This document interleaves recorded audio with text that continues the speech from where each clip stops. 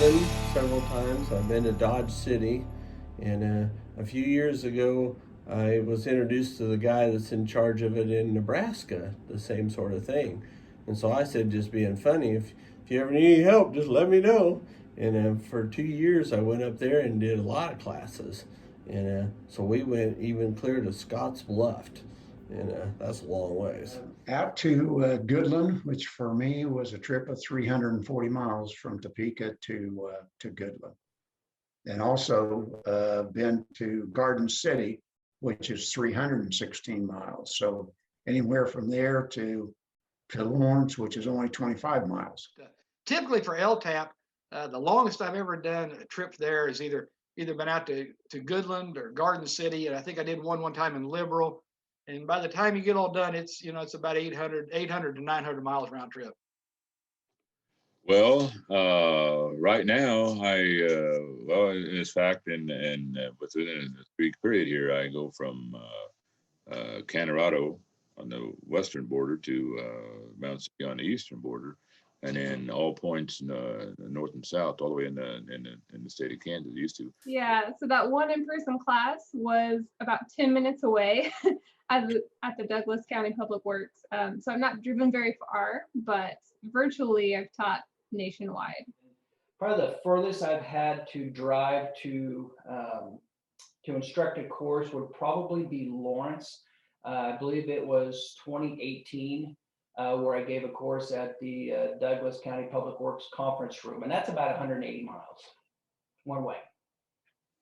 I looked into that. Driving, man, you got to drive a long way because I live out in the middle of nowhere in Grand Junction. So I drove to Rapid City. I've driven to Big Sky, Montana, the resort, but those weren't training gigs. Those were speaking gigs. And I was speaking to the roads conferences that were going on in those places. Those are far as I've driven, but usually I'm getting on a plane and flying to, like I said, Nashville or Virginia.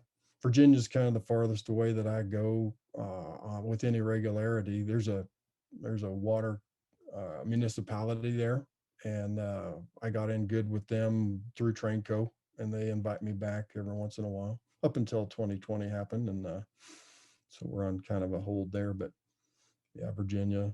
I hope to go to Clemson, South Carolina. We'll go to work for summer there if I'm lucky.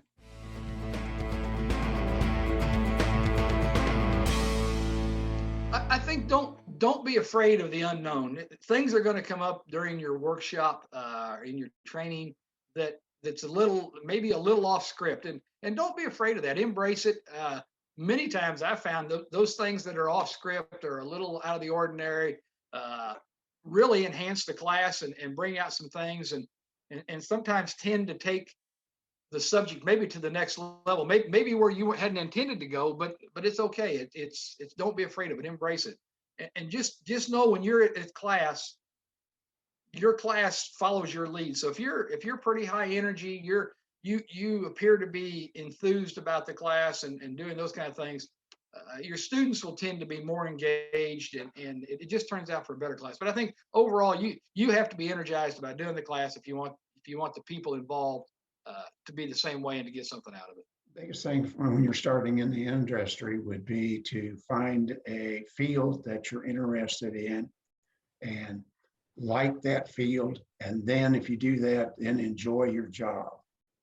And there's lots of opportunities, lots of different things, lots of chances for promotion if you're interested in it.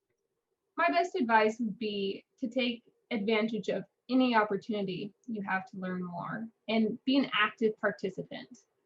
The more you put in, the more you're going to get out, especially with training. The best I got, if you're just starting, is reputation is everything. I mean, you don't think that through, and I kind of include that in my classes, but it is so true that if you break something, everybody breaks something. Just say, hey, I broke it, and get it fixed. Okay, it's hard to choke down and say, but then when it comes along, when something really serious breaks, they're looking for who did it, they'll take you right off the list because they said, if he would have broke it, he would have said, and be on time. In maintenance welding, it's imperative that you have a mentor.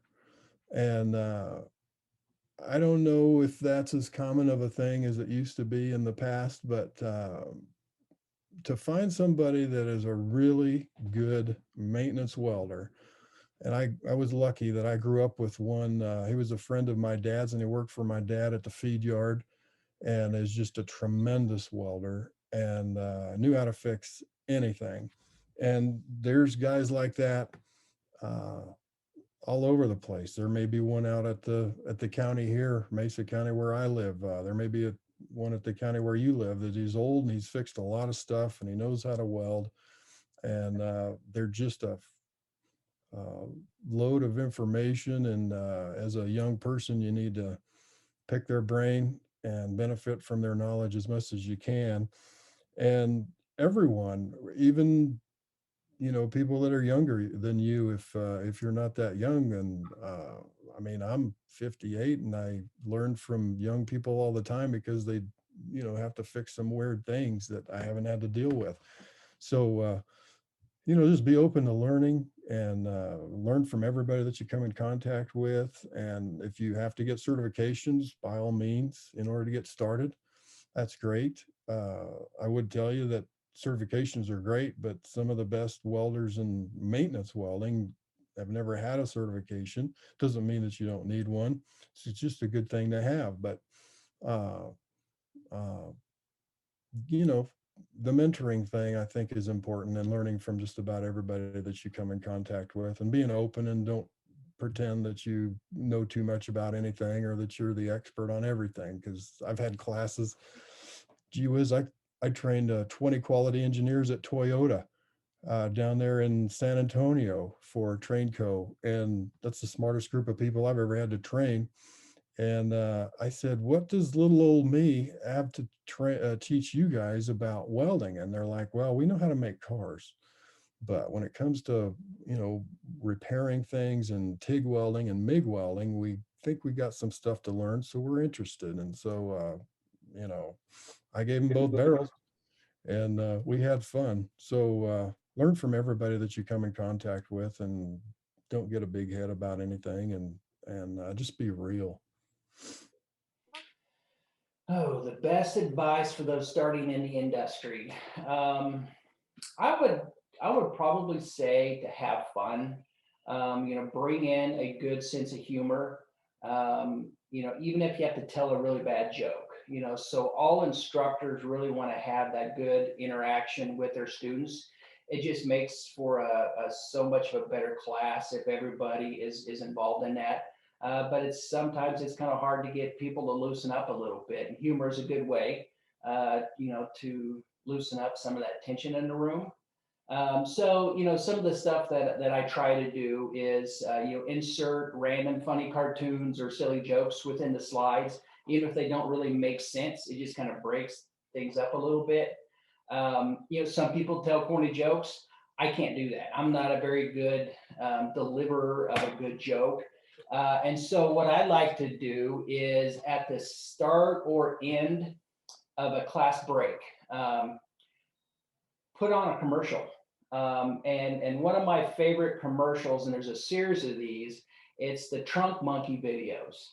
And it's actually a real commercial from the Suburban Auto Group. It's an old commercial. But in a sense, it's this monkey that lives in your trunk. And whenever you need assistance, the monkey comes out and helps you. And so I know one of them is the commercial is the guys pulled over on the side of the road. The cops pulled him over for speeding or for some traffic violation. And he's writing him a ticket. And so the guy reaches up and hits a button in his car and it's just labeled Trunk Monkey. And so the trunk opens up, this monkey comes out and walks up to the cop with a donut and hands the cop a donut in order to bribe the cop out of the ticket. And it's usually, again, like I said, I don't present these jokes very well, but it's a pretty humorous commercial, and it kind of gets people laughing and loosen up. And usually they'll start asking more questions and be more interactive in the class that way.